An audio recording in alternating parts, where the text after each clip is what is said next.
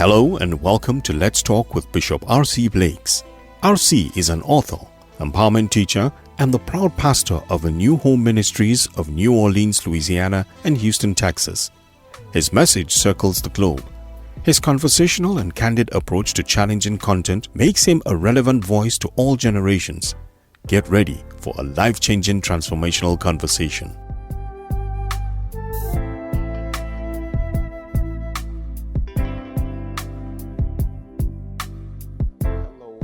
This is, again, R.C. Blakes, and you know how I feel about what I get a chance to do in terms of speaking into your lives.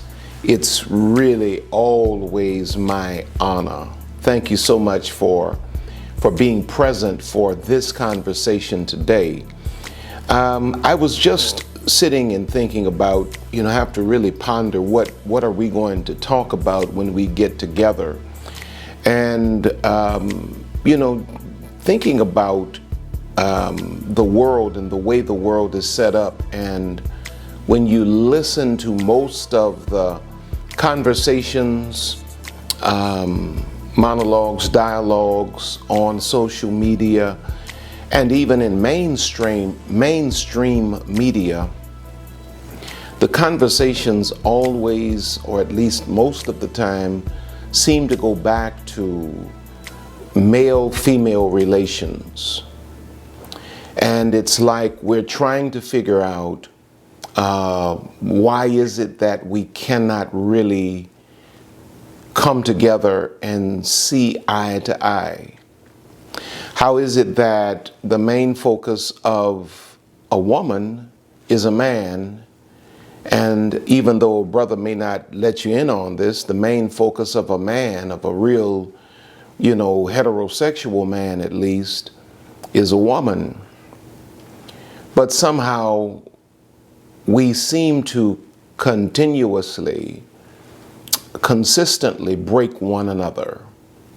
It's like what we desire most in life, which is a real healthy and happy and productive relationship, one with the other, is the very thing that seems to be destroying each of us. And so we get to this point, male and female, where we become so angered. There's a thin line between hurt and angry. We become so angry or so hurt that we almost come across like we are the enemies one of the other, or one to the other, however you're supposed to say that. And here's the reality. While women on one side saying, well, I don't want nothing else to do with these men, every time you get a chance to get on social media, the first thing you're posting about, or the first thing you're asking about, or the first videos you may click on, or the television shows you may listen to, are centered around relationships with men. And then you have men on the other side who say, well, I don't want nothing to do with these women. Come on, man. Come on, bro. Come on out your act. You know as well as I know that the main thing you think about, I think even science proves this out, is a woman. Men are thinking about sexual relations with a woman all day, every day. But why do men and women seem to be at war, and how do we begin to rectify it? Now, I'm not approaching this as though I have, the magic bullet. I don't. I really, really don't. And I don't think that there's a one-size-fits-all kind of remedy for this massive issue in society today. Now, I have to admit to you, as I was pondering this particular conversation, I assumed, and you know what they say about assuming. So many people jump on, platforms, and they just go straight off of assumptions. But I have to admit to you, I assumed that this was probably going to be strictly a United States of America issue, that, you know, the divorce thing, the not being able to make relationships work, that it would be that somehow the United States of America would be, you know, head and shoulders above the rest of the world in terms of relationships not working. But I just kind of Googled a little bit. You know, that's the beauty of this age. You can get information pretty much at the snapping of a finger. And I learned internationally that this is really a problem internationally, that people are not, men and women are not really being very successful at making relationships work. In fact, I think on the international scale, and these were some numbers from as late as 2021, on the international scale, the United States actually comes in 13th in terms of divorce rate. You know, we like to think that it is strictly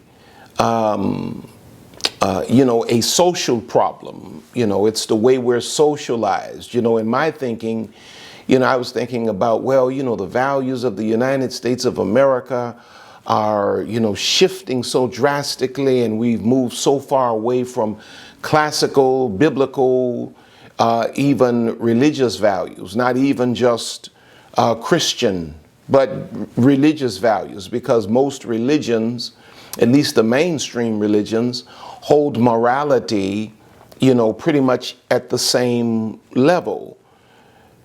And so we'd like to think that this is strictly a social problem, but I personally believe when we see the kind of venom that is being spewed from the male side to the female side, and from the female side to the male side, and we see the breakdown of families around the world, we have to conclude, or at least I conclude, let me put it that way, that this has to have a spiritual root. If we can't make strong relationships, listen to this, you know, coming from my vantage point as a minister, pastor, if we can't make strong relationships between men and women, it also means that we can't formulate strong marriages. Because if there's so much toxicity between men and women that we can't even get off of the relationship block, we'll never cross the marriage hurdle. And see, I believe that marriage is deeper than, you know, having a wedding and going and reciting some vows that you never even have plans of keeping. I believe that marriage is something spiritual, and I don't think that, you know, marriage happens legally, of course, in the eyes of God and man when we go to the altar and we recite those vows. But I believe that there's a vast difference between, let's put it this way, wedlock versus marriage. Wedlock happens in the eyes of God and man when we recite those vows.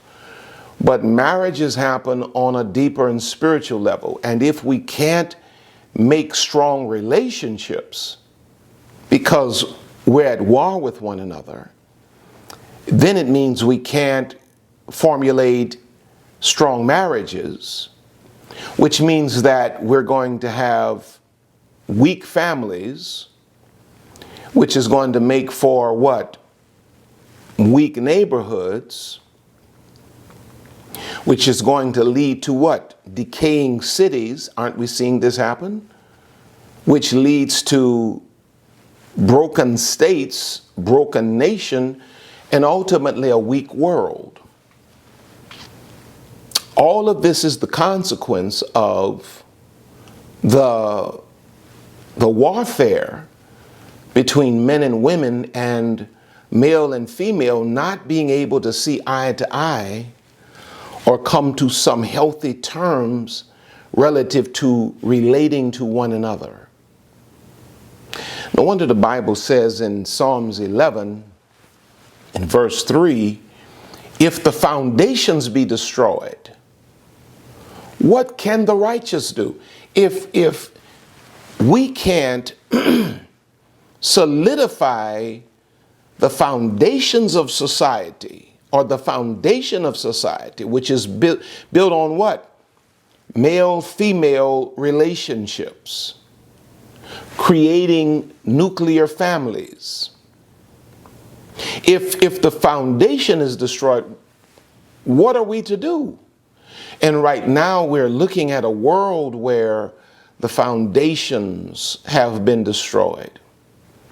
And listen to how the New Testament puts it in Mark chapter 3, verses 24 and 25. It says, and if a kingdom be divided against itself, that kingdom cannot stand. And if a house be divided against itself, that house cannot stand. So I want to look at, I really want to look at some reasons why there's this divide, such a, a vast divide between men and women today, and why it seems that we are in the midst of, a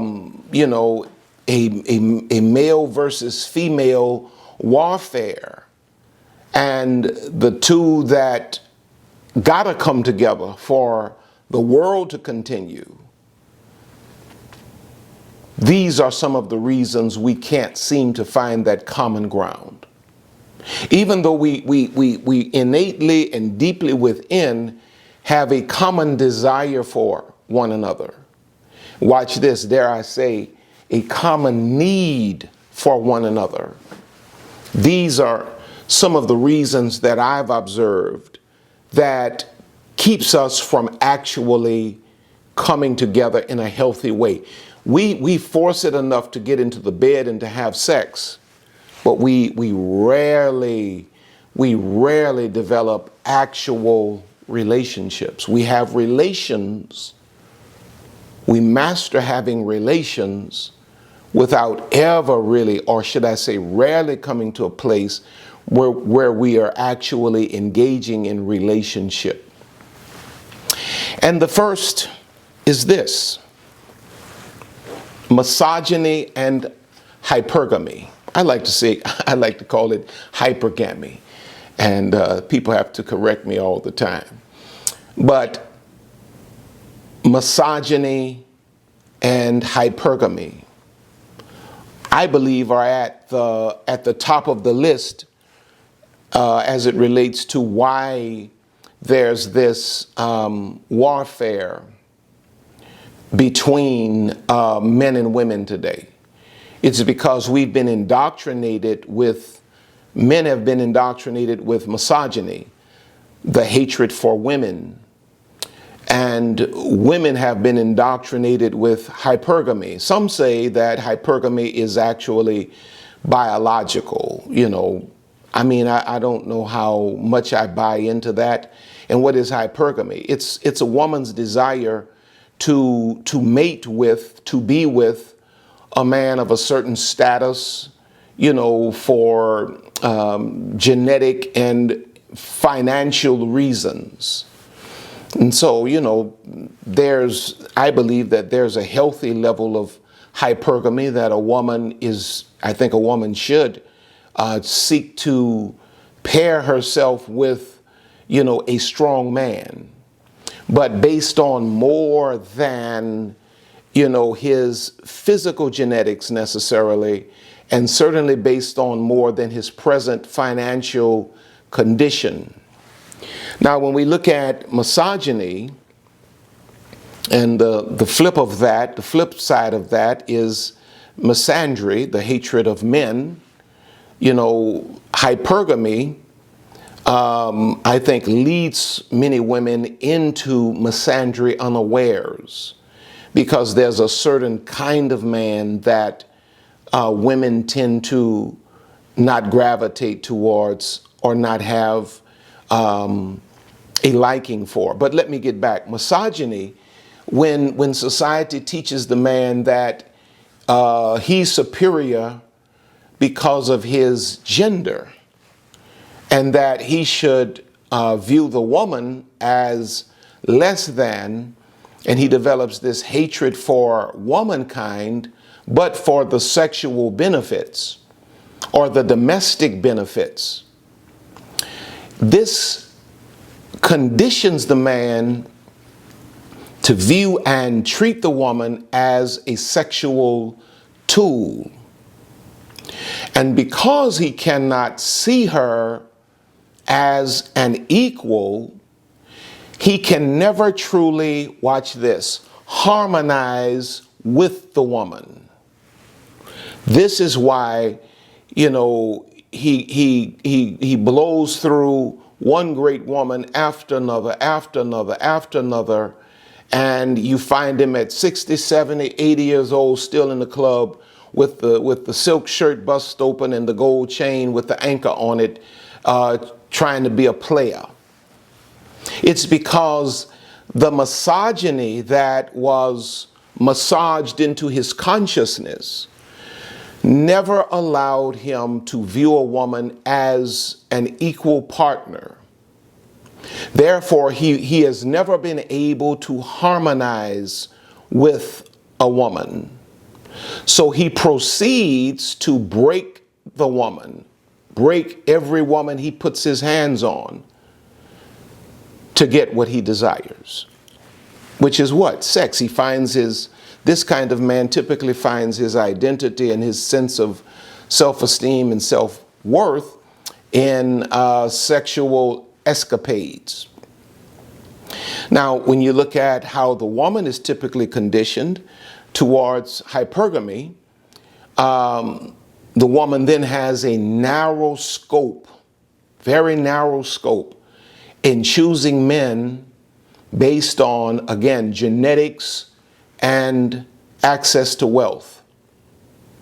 Now, because the two are so, because these two concepts, mindsets, are so superficial, there is never a real meeting of the souls.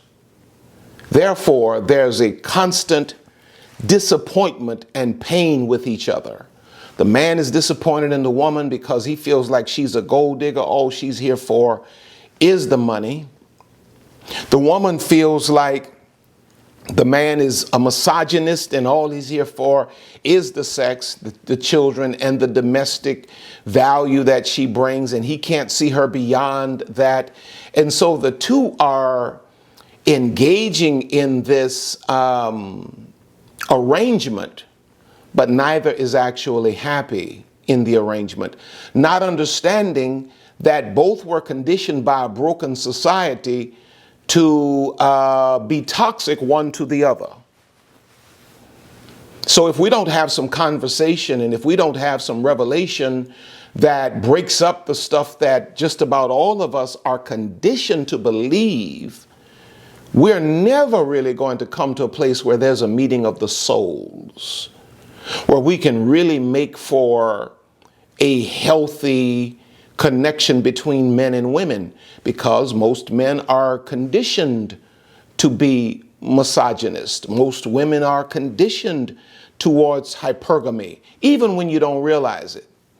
It's really hypergamy that's kicking in when you don't even give a man a chance, when he's clearly a good man and he's very interested in you. It's hypergamy that says, he's not my type. What you're really saying in most cases is he's not the physical model that I want, and he doesn't have enough money. There's no exploration of his soul.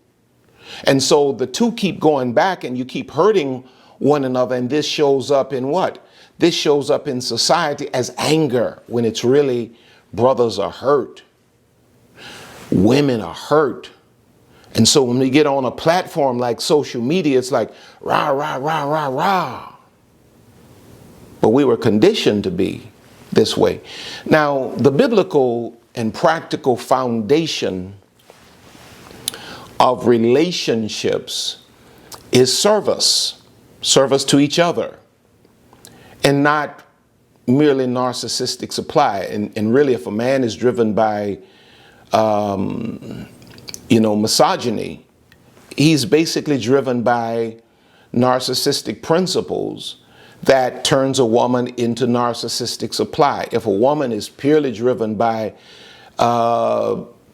hypergamy, she's pretty much driven by narcissistic principles that turns a man into narcissistic supply. When the foundation of real relationships is service, it's the yin yang, it's the give and the take. And if we're not healthy enough or mature enough to view relationship as an opportunity to serve, we then should not be trying to engage in relationships. So number one, I believe the problem that creates this warfare between men and women is misogyny and hypergamy. And again, now don't get me wrong, there's a balance to hypergamy, I believe, but a woman has to make certain that you're not operating in this, this narcissistic level of hypergamy that only sees a man as a supply for, financial means and or 6-foot muscular genetic seed. Now, number two, why is it so difficult for the brothers and the sisters to get together? Number two, there has been a projected anger and distrust handed down from previous generations. A projected anger and distrust has been handed down to this generation of men for women. There have been older guys that have said to these younger guys, you can't trust none of these women. There have been older women that have said to these younger women, you can't trust none of these men. All of them are dogs. Where do you think that kind of rhetoric originates? Younger women hear older women say that. All men are dogs. Now, just because, grandma and them, live their lives, in a, I'm trying to be careful how I say this, just because grandma and mama and them and aunties and all of them live their lives in a way that, they rolled around all day and the dog catch a truck and then wondered why they kept catching dogs, doesn't mean that that's going to be your lot in life. At some point, we have to, it's like eating fish. We have to keep the meat, spit out the bones. There are things we learned from the previous generation that we just wouldn't be wise to hold on to as law in our generation. There's some things you just got to learn for yourself. And a lot of this anger that we have with the opposite sex has been handed down to us by toxic elders. So when you think about it, most of the relational dysfunction is the result of previous generations projecting their anger and their failed principles onto present generations. If you look in Numbers chapter 14 and verse 18, it says, "The Lord is slow to anger and abundant in loving kindness, forgiving wickedness and transgression, but he will by no means clear the guilty, avenging the wickedness and guilt of the fathers on the children to the third and fourth generations." Now, this is where, we bring up the spiritual principle of generational curses. And I believe that, what we call generational curses, I do believe, generational curses are real. I do believe that there's a spiritual component, but I also believe when you start seeing the same vices showing up from one generation to the next, I also believe, along with the spiritual implications of that, I also believe that there's some social conditioning. You know, if a young man grows up under a narcissistic, misogynistic man, chances are he's going to develop a lot of those tendencies and a lot of those beliefs. If a young woman grows up around, gold digging women that don't have any real purpose, are not really self-actualized, but tend to use men for resources, chances are, if this is what she's grown up around, chances are that same stuff is going to show up in her life, in her generation. If you look in 2 Kings 21, 19 through 21, it says Ammon was 22 years old when he became king, and he reigned 2 years in Jerusalem. His mother's name was Meshullemeth, the daughter of Horaz of Jotbah. Some names here. He also did evil, listen to this, he also did evil in the sight of the Lord, just as his father Manasseh had done. He walked in all the evil ways that his father had walked, and he served the idols that his father had served and worshiped them. So we see that a lot of times stuff is passed down from one generation to the next. And I believe a lot of the anger, a lot of the disconnect, the inability to communicate and to humble ourselves on both sides and to admit that we need each other and what's going on presently is not working for us, and that we really do need strong, healthy families, and we really do need strong marriages and relationships.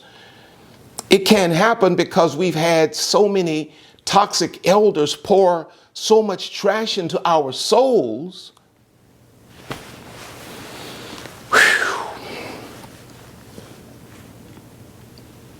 And very few of us have stopped to really consider the things that have been passed down to us.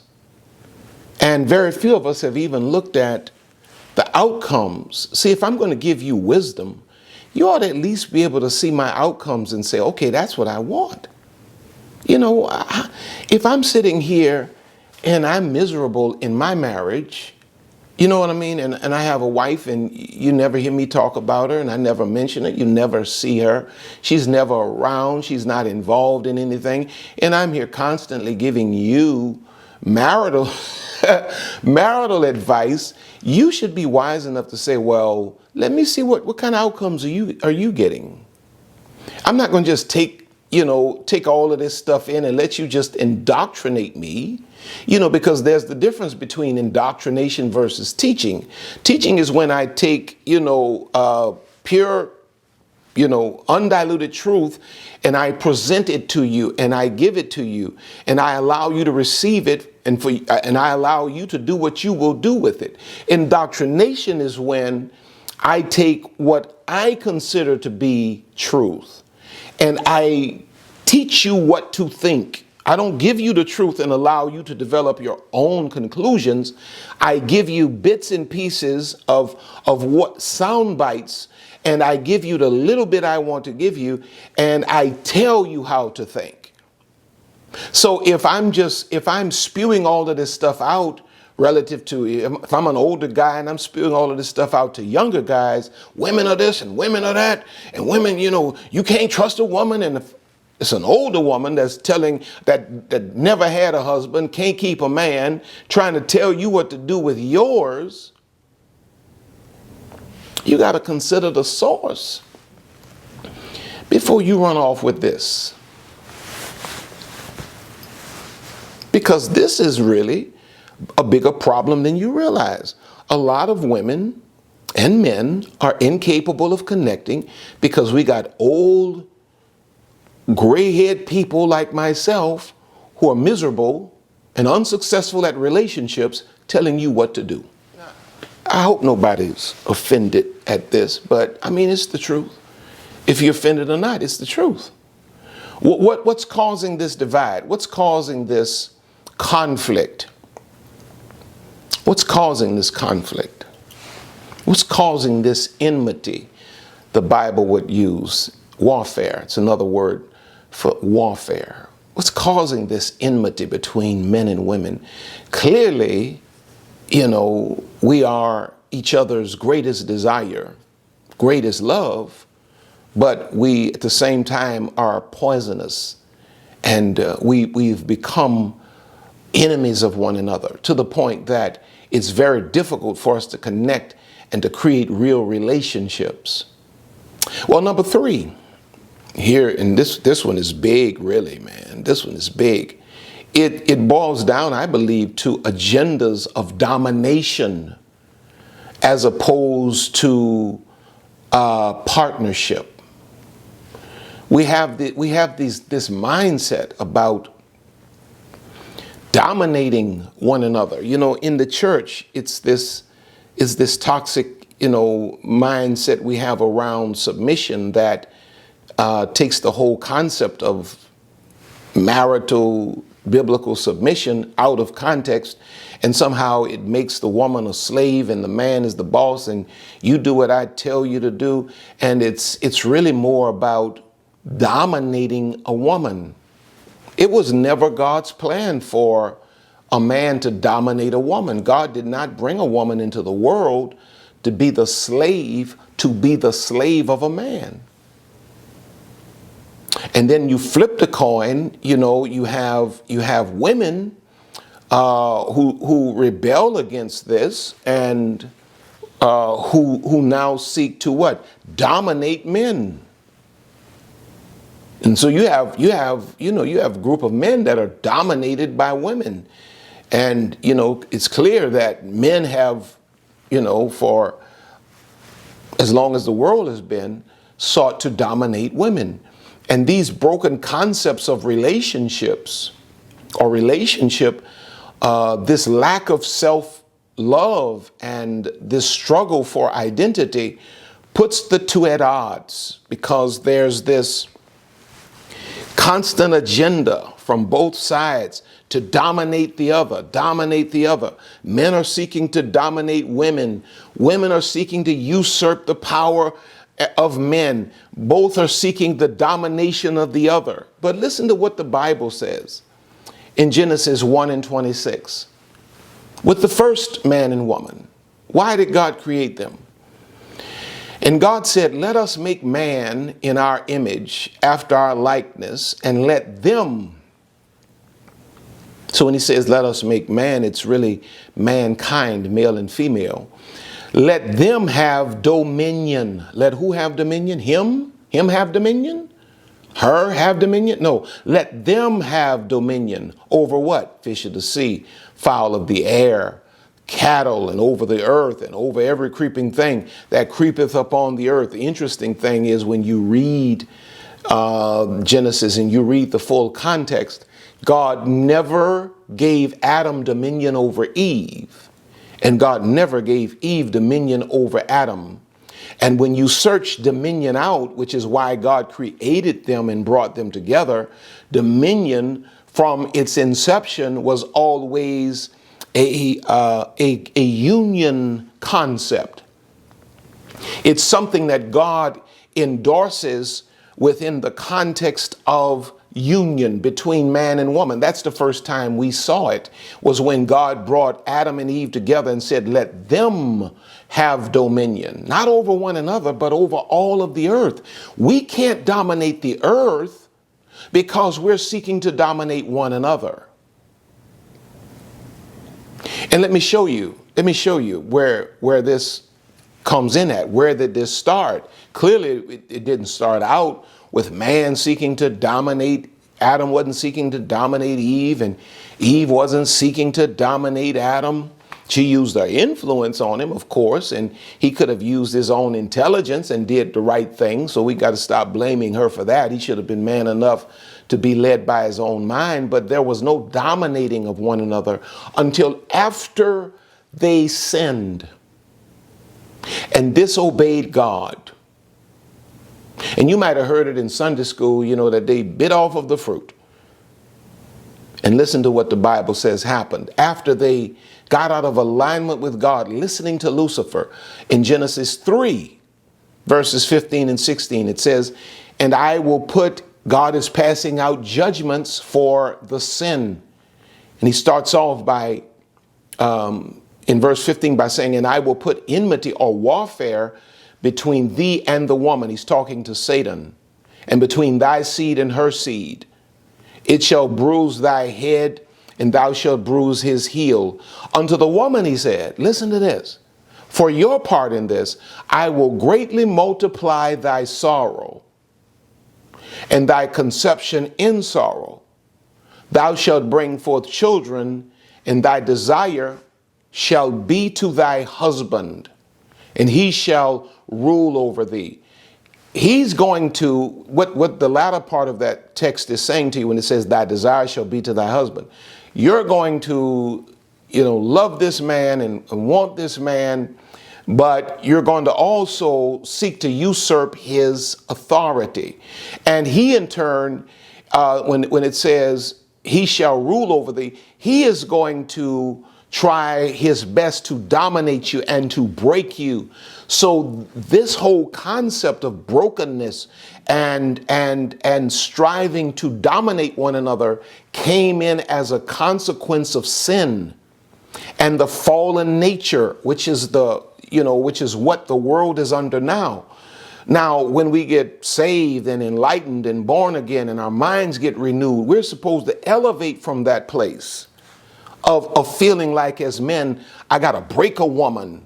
See, when a man is broken and he's not right with God, the first thing he seeks to do is to break the woman. And the woman, because she was created with the spirit of dominion in her, is not like, she's not having it. She's not really having it. You know, so the woman is pushing back and fighting back. And it's like there's this clashing between two lions. Because it was never designed, relationships were never designed to seek to dominate one another. We're supposed to walk in dominion together. Me playing my role, you playing yours, you supporting me, me supporting you. And together we dominate all of this. Everybody's talking about the high value man, the high value woman. What about the high value couple? That actually works together and does not seek to dominate each other, but understand that we're designed to serve one another and dominate the world around us together. Now, number 4, what's causing this warfare? A lack of education and dialogue about the other's needs. We don't know a lot about women, men. You know, all we learn about women, and a lot of that is wrong, is sexual. That's what we learn in the barbershops.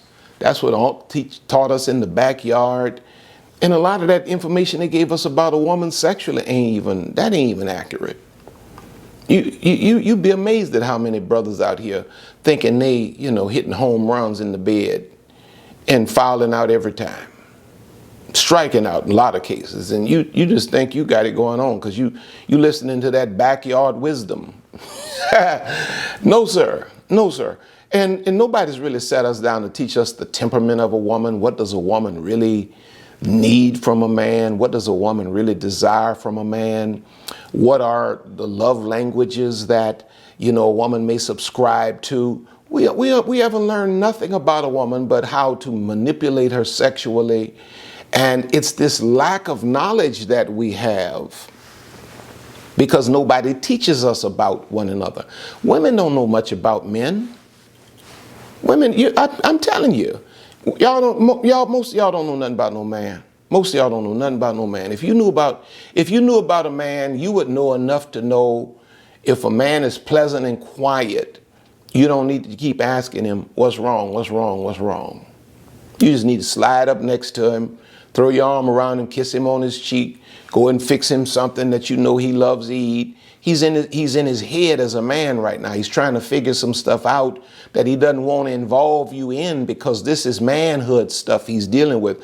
Most women, what's wrong, what's wrong, what's wrong? And then you get angry when he doesn't respond, not understanding the brother's on the verge of a nervous breakdown, but because mama didn't know much about men, she wasn't able to teach you nothing about men. Now you're angry with him. You done created this whole mess with one another because neither of you know much at all about the other. We don't know the ins and outs of each other. We are relegated to guessing, and here's this word again, assumptions. So we misfire when we try to connect because we don't know enough to be intentional with one another. And see, when we don't know the real needs of the other, we simply give to the other what it is we need. We see that in the sexual experience. Very few brothers understand that for a woman to function sexually at optimum level, let's say, let me change that for clarity. For a wife to function sexually at optimum level, the experience really needs to start early in the morning when she's going to work and you're going to work, and all through the day. There's a reason God gave you text messages. That's not to text another woman. That's not to text a side chick. That's really to communicate with your wife and to send certain messages and to, send flowers and to romance her and, and to handle her a certain way. But because we don't know that, we think, just jumping up and down for, 3-4 minutes or whatever, whatever you're working with, we think that's what the woman wants. And we think that, because we're happy with that pleases the woman, not understanding she has a whole different set of needs in the experience. Now, so because when we don't know what the other wants, we simply when we don't know what people want, we give them what we would want. Or we don't know what they need, we give them what we would need. And most of the time, it's not at all what they need. But we don't know one another. So there's this breakdown. We get frustrated with one another. And the Bible says in Philippians 2:4, look not every man on his own things, but every man also on the things of others. Again, when you have a lack of knowledge concerning the needs of the other, it leads to frustration. And watch this. To compound the problem, most of us are not teachable. Most women can't take their man and say, okay, now listen, you don't need to do this, you need to do that. Change this and do it this way. He's going to get offended, and most men can't sit down and say, babe, I want to talk to you. You need to stop this. In a lot of cases, she's going to get in her feelings and go to crying and, going to turn her back on you, in the bed at night and all this kind of stuff. And the house going to get cold. And what are we teaching one another now? Not only do I not know you, you don't have the liberty to teach me. You don't have the liberty to teach me. Now, number 5, let me hurry on because my time is gone. Antiquated male values. Why is there this warfare? Antiquated male values clashing with new age female agendas. And when I say antiquated male values, I'm not talking about classical, I'm not talking about classical values. I'm talking about, ideas, misogynistic ideas that the woman is, she should stay in the kitchen. She should, You know, just cook the biscuits, have the babies. That's antiquated. That was always out of context, in my opinion. You know what I mean? Well, you take those kinds of antiquated values where a man wants to take a brilliant woman with a purpose in her life, and he wants to lock her in the kitchen and in the bedroom. That's antiquated. You know, he's not wise enough to know how to support her in the broader aspects of her persona. That clashes with what? Feminism, where now today you got women that are at the extreme, and I mean, I don't need to talk a whole lot about it. Y'all know what's going on. And so we got these two extremes, when the reality is there's somewhere in the middle where we're going to find that place of harmony again.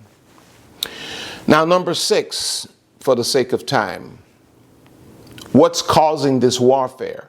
The destruction of basic gender roles and the confusion of masculine versus feminine energy.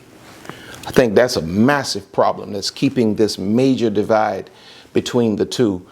We've turned into a society that has no rules for what a man is. No rules for what a woman is. Wow. It's absolutely bananas to me. You know, so and I mean, I understand that this stuff is fluid, and in some situations, you know, that bruh man fills in here, but bruh man, it should not be doing all of the female, the classical, traditional female role, and sister girl doing all of the masculine male role. There's a confusion, because if a man is living, let me tell you why I believe this. And I know some of y'all don't agree with me, but that's cool. But if I as a man am living in my feminine to accommodate some kind of domestic arrangement me and Lisa may have, and she's operating in her masculine, you know what's going to happen at the end of the day? Neither of us is going to really be happy or fulfilled, because we have moved away from our essence. That's just my opinion, and I believe it's more than an opinion. For me to sit up here talking about, well, you know, I'm gonna stay at home and I'm gonna cook the biscuits and I'm gonna take care of the babies and I'm gonna bottle feed the grandchildren, and Lisa, you go on, I'll get you 2 or 3 jobs to pay these bills around here, and you carry all of the load. No, man. There's a reason a man's shoulders are built broader. There's a reason a woman's heart is built deeper. I'm not a nurturer. As a man, we're not naturally nurturers. So those babies are going to be lacking something. And at the end of the day, we may switch these roles up and try to, you know, create some science fiction here, but you ain't going to be happy with that. At some point, you're going to get frustrated, and you're going to say, I need a real man. That's what you're going to tell this brother. And he going to look at you and say, I need a real woman. And then number 7, the disrespect for individual expression leads to the warfare. In other words, we try to entertain relationships, but we can't make a go of it because society has trained us not to respect the individuality of one another. And this is the statement I made on TikTok the other day. Was it TikTok? I think it was TikTok, yeah.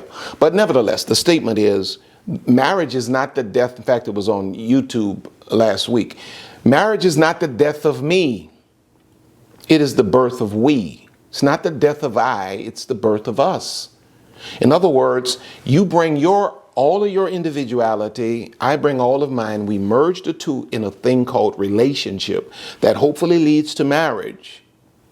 But we enter relationships almost demanding that people divorce themselves from their purpose from their identity. Lose your identity, lose your authentic self, and just rediscover yourself in this context with me. But you know, when you look, and this is especially heaped upon, you know, in more cases with women than men, that the woman is asked to divorce her individuality to be a partner in marriage. And you know, we teach this stuff in church. I don't teach it. We don't teach it at New Home, but it's taught in religious circles many times. You know, that a woman should forsake this, and I believe there's balance, and I believe that there's a partnership, that the brother can support the wife supports the brother, and we both bring our individuality to the situation.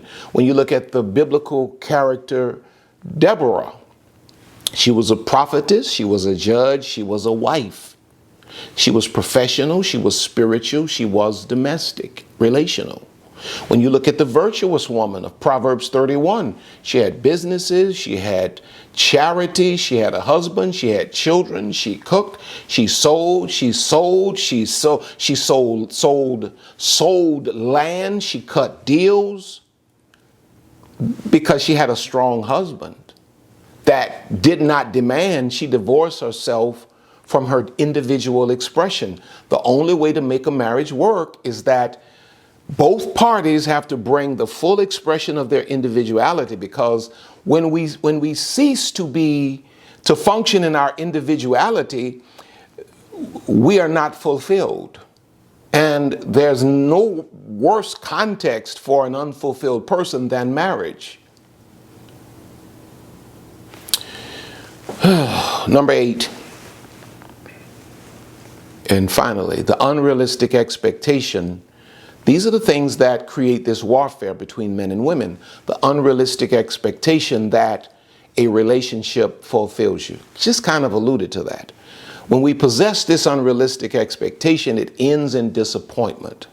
That, okay, I can forsake my passion, my purpose, my dreams, and I'm just going to rediscover myself in the context of marriage, and then you end up disappointed.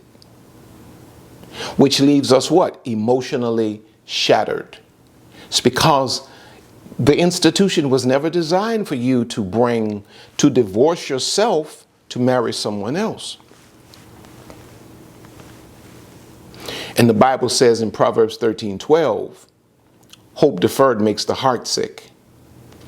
In other words, you know, if there's something I'm hoping for and I'm never getting, and see, when you divorce yourself, your individuality, and you try to find fulfillment in marriage, it's like you go through the wedding and you're like waiting for the marriage to kick in and to make me fulfilled, and I'm hopeful because this is a nice man, this is a nice woman I married.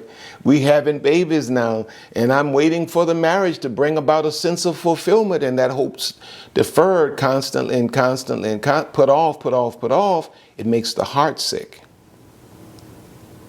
So we are angry with one another because we are expecting each other to do for us the thing only God can do. This is how you see a lot of people sitting in divorce courts that love one another and sitting on either, nobody cheated, but they're sitting on either side of the divorce court crying, and they don't know why they're there. It's because she entered in, he demanded that she divorce herself from her purpose and passion to come into the marriage, and she thought that the marriage was going to fulfill her. It never did. And so when she was unfulfilled, there was a part of her that died, that no longer showed up in the marriage. And this led to him feeling energy, and you know, God knows what's going on in his mind or in his head. And so voila, here we are in divorce court crying, actually having love for one another, but lacking any capacity to actually reconnect to one another. And so there you have it, the warfare. The reasons we have this warfare between men and women. Now let me just give you this rundown in 30 seconds. and I haven't fully thought this out. I just jotted this down. What are some of the things we must do? Number one, there must be a return to God.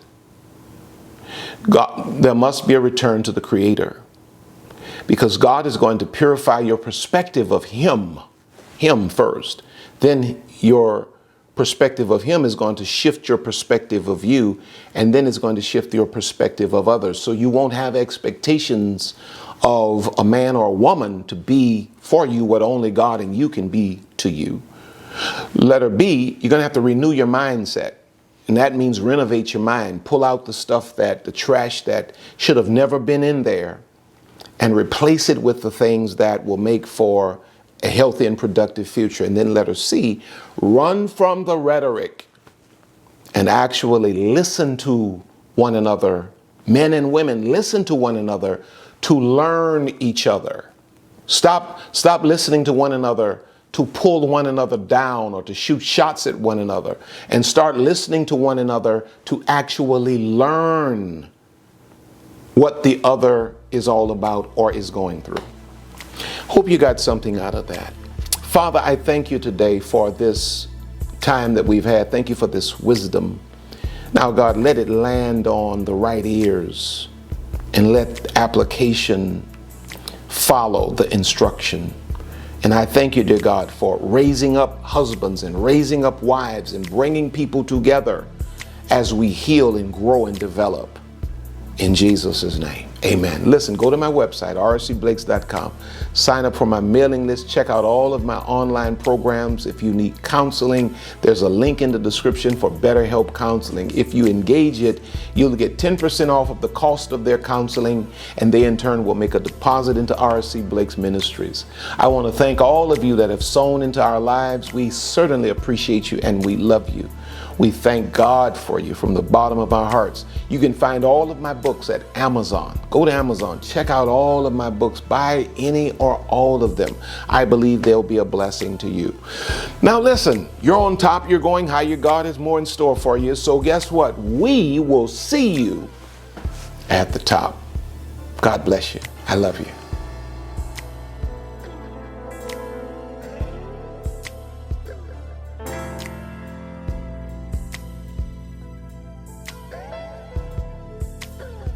We here at RC Blakes Ministries want to thank you for spending this time with us today. RC and Lisa are always honored to have you with us. Don't forget to reach out to us by visiting our website at www.rcblakes.com. While you're there, you may join our mailing list and receive a free download of The Laws of Manifesting Your Vision by RC Blakes. Also look at all of the online programs by RC. You may find all books written by RC and Lisa. Once again, all of us here at RC Blakes Ministries want to thank you from the bottom of our hearts. And as we always say, see you at the top.